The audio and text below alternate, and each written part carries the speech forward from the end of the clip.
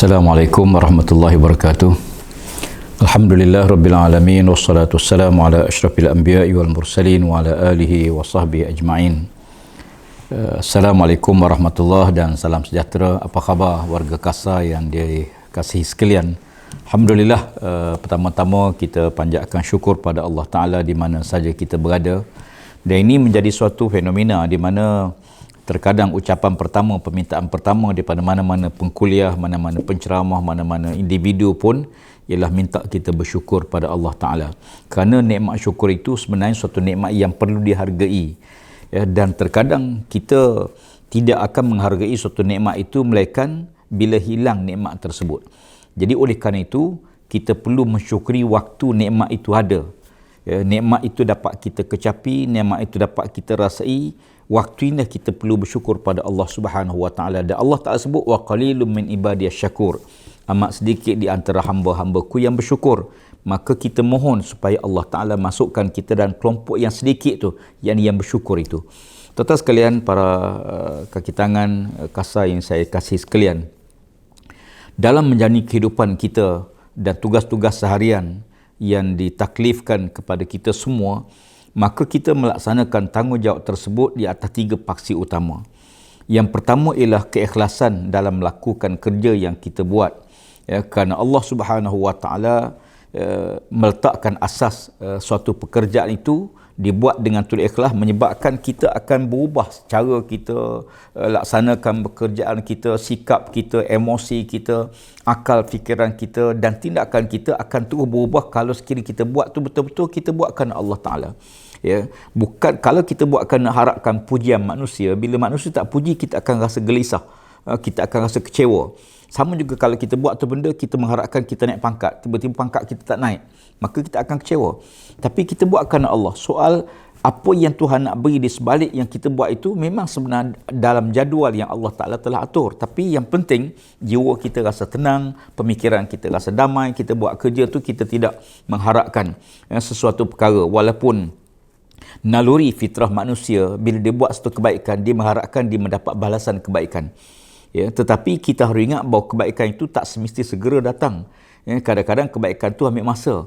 Ya, mungkin setahun, mungkin 2 tahun, mungkin 5 tahun. Baru kita tahu kenapa apa yang kita buat dulu yang baru kita diberi balasan oleh Allah Subhanahu Wa Taala. Jadi oleh kerana itu syarat pertama ialah keikhlasan dalam melaksanakan kerja yang kita buat. Yang kedua, kita tahu bahawa tugas yang kita laksanakan di pihak kementerian, apa agensi kita, sektor air ataupun sektor alam sekitar, kita berurusan dengan alam. Berurusan dengan makhluk ciptaan Allah Subhanahu Wa Taala, sungai, peparitan, ya, agensi kita terlibat dengan kajian cuaca, keadaan cuaca, melibatkan alam, udara, ya, semua ni makhluk yang Allah ciptakan. Sebagaimana kita, manusia sebagai pemegang amanah. Yang kita nak buat ni ialah yang terbaik. Ya, desainnya, kita cuba buat yang terbaik. Kenapa? Kerana kita rasa seronok dan puas hati dengan kerja yang kita buat. Ya, bila kita buat satu pekerjaan, katalah paip kita bocor, kita baiki paip. Bila kita baiki, dia selesai tu, kita rasa apa? Kita rasa lega. Ya, kita rasa puas hati. Ya, berbanding bila kita buat, kita buka balik paip, tiba-tiba bocor lagi. Kita paksa buka lagi. Lepas buat, kita penat-penat, kita buka paip air balik, tiba-tiba bocor lagi. Tentu kita rasa kecewa. Maka bila kita buat satu benda, kemudian kita dapat hasil pada waktu itu, kita rasa sangat puas hati. Dan puas hati menyebabkan kita rasa gembira. Dia tuan-tuan sekalian, kita ni, jiwa kita dengan emosi kita dia kait rapat. Terkadang kerana satu sebab je. Ya, satu sebab je. Katalah contoh, ada 2-3 orang berjalan. Ya, katalah 2-3 orang perempuan, staf kita perempuan berjalan. Jumpalah seorang lelaki. Ya, tiba-tiba orang lelaki tu tengok senyum je. Senyum.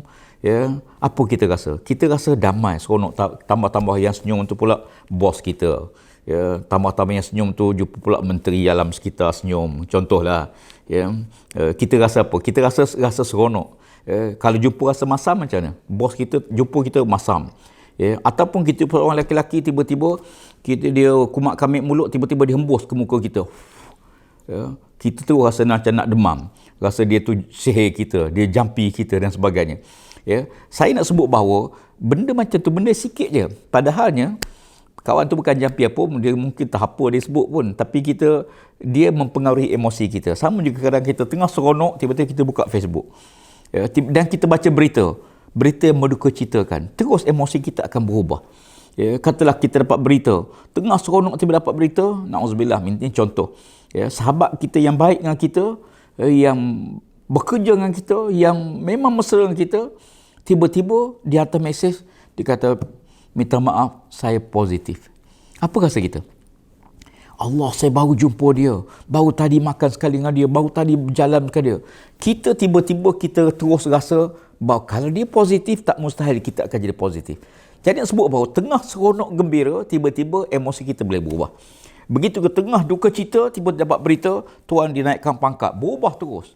Ya, dapat berita gembira, suami kita hantar berita kita hadiah hari jadi dah ada sebuah kereta depan rumah. Contohlah, kalau suami boleh buat tu, saya kira alhamdulillah. Balik nanti beritahu contoh ni pada suami. Saya nak beritahu bahawa jiwa kita ni dia sikit je. Kadang-kadang kita tengah gembira boleh bertukar jadi sedih. Kalau kita tengah sedih, kita boleh tukar jadi gembira. Jadi oleh kerana itu, apa yang penting ialah kita harus tengok dalam kerangka yang luas. Ya, disebut bahawa kita celik mata luas-luas, bangun pagi, kita kena confident, celik mata luas-luas, jangan terlalu narrow sangat, sempit sangat pemikiran pada masalah. Ya, katalah ada orang tengah bercinta, dia ferah dengan orang yang disayangi, katalah contoh, dia pun sedih sepanjang hari. Bukan orang kata pada bukan bunga, bukan sekuntum. Kumbang bukan seekor, tambah-tambah kumbang. Jadi saya nak sebut bahawa jangan sempit dalam menghadapi situasi cabaran, tempat kerja, di rumah, semua. Maka oleh kerana itu, bila kita tengok dengan dunia seluasnya, dengan yakin, dengan penuh confident, yakin pada Allah Ta'ala, maka kita akan secara tak langsung, dia akan berubah semua. Cara kita bercakap, cara kita berjalan, cara kita jumpa kawan, kita akan jadi ceria. Jadi oleh kerana itu aspek kedua. Yang ketiga, ya, kepada kaki tangan yang saya sayangi sekalian, bahawa dalam tugas melaksanakan tanggungjawab kita di pejabat, di mana-mana sekitar, kita tak boleh elak. Kita manusia ni, manusia masyarakat berkelompok. Masyarakat yang sentiasa berjumpa, tak boleh sendiri. Kita bergantung, saling bergantung satu sama lain. Kerja kita tak selesai, kadang-kadang bukan sebab kita, bos kita marah pasal bukan sebab kita, sebab orang lain. Tapi dia berkait dengan kita. Jadi oleh kerana itu, semua kerja kita buat berkait dengan pihak lain. Tentulah kita nak, kalau boleh nak perfect, nak sempurna. Tapi manusia akan ada kelemahan, akan ada kelewatan, akan ada perkara-perkara yang tak boleh tidak. Ya, ada satu faktor kelemahan yang kita cuba atasi. Tapi ada faktor birokrasi yang mungkin perlu kita semak balik, teliti balik mana yang perlu, mana tak perlu, kita tak perlu layan. Tapi di samping itu, kita harus akui bahawa terkadang hubungan peribadi, dia banyak menyelesaikan masalah kita. Ya, dalam tugas kita seharian, hubungan baik kita dengan kawan, dengan bos kita, hubungan baik kita dengan ketua unit kita, hubungan baik kita dengan JSS lain, hubungan peribadi ni sangat penting. Di mana dia banyak membantu tugas kita seharian. Saya kata, Mat, kita dah hantar file, minta tolong tengok sikit, file ni nak cepat sikit, bos nak tengok hari lusa, nak kena siapkan, contohlah. Kita boleh hubungi dia. Okey. Ya, sebagaimana kalau kita punya hubungan baik dengan rakan-rakan, maka kita boleh tolong dia, dan kita kena ingat, begitulah nanti kita akan tolong orang tu. Ya, wallahu fi aunil abdi ma kana al-abdu fi auni akhi. Ya, Nabi sallallahu sebut dalam hadis, Allah Taala sentiasa tolong seseorang yang menolong saudaranya. Bila kita tolong orang lain, satu masa dia akan tolong kita. Jadi oleh kata hubungan ni kita kena jaga. Ya, kalau kita balah dengan suami isteri, kalau kita balah, kita menyebabkan mau tak mau kita akan ada hubungan yang tak begitu mesra. Saya beritahu suami, kalau nak balah dengan isteri, jangan start motor keluar tinggal rumah. Nanti nak balik payah. Jadi kalau biar cool, baik-baik dulu nak keluar boleh, tapi jangan tengah marah kita keluar. Kalau kita peniaga, kita balah dengan pelanggan kita seorang, kita bertekar pelanggan, kita akan kehilangan pelanggan. Ya, demikian juga kalau kita berkawan, kita masam muka dengan kawan, kita berkali dengan kawan kita akan hilang kawan. Jadi oleh kerana itu, nak bina semua sekali, memang nak perfect semua sekali memang tak boleh. Tetapi kita ambil pegang kaedah, apa yang kita suka orang buat pada kita, begitulah kita buat pada orang lain. Apa yang kita nak orang lain buat pada kita, ya, maka demikian kita buat pada orang lain. Ya, maka saya yakin kalau ini kita pegang, kita nak dia hormat kita hormat dia. Ya, kita nak dia tegur kita tegur dia. Ya, ada orang kadang mari jumpa, dia kata, Ustaz, saya ni dia tak pernah tegur saya sentiasa tegur. Alhamdulillah, saya kata. Ya, dalam bicarakan soal afdal, afdal ni masalah afdal. Ya, kalau kita masuk majlis dengan orang dalam majlis, siapa yang paling afdal beri salam? Yang masuk dalam majlis. Yang masuk beri salam pada orang dalam majlis. Baik.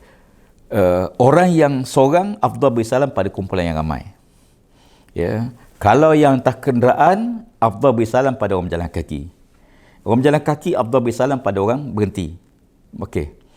Tapi siapa yang paling afdal? Ya. Yang paling afdal siapa yang mula beri salam. Berarti siapa yang memulakan buat kebaikan. Ya. Saya kadang-kadang saya pandu kereta malam. Bila kita nampak kereta depan, kita kena ambil kesempatan biar kita turun dulu lampu. Biar kita dulu lampu kita turunkan lampu. Ya, jangan kita tinggikan lampu. Ya, sebab siapa yang mula buat kebaikan dia mendapat ganjaran, pahala.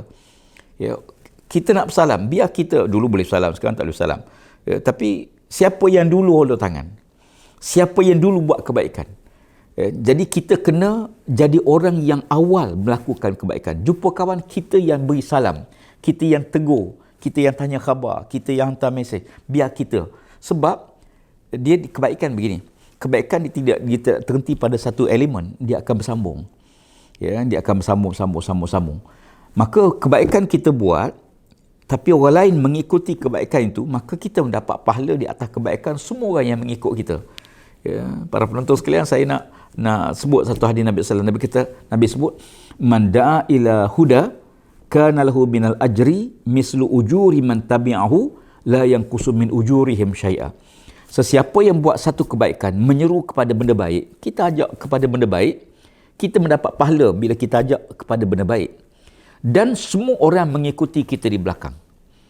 Ya, jadi oleh kerana itu, kalau 10 orang yang ikut kita di belakang, mereka buat kebaikan, semua kebaikan itu kita akan dapat dan mereka tidak kurang sedikit pun pahala demikian. Jadi saya nak sebut bagaimana dalam lakukan tindakan seharian kita di pejabat, di rumah, dengan anak-anak, dengan keluarga sebagainya, kita nak suasana yang tenang, yang harmoni, yang ceria, yang gembira. Maka oleh kerana itu kita memulakan.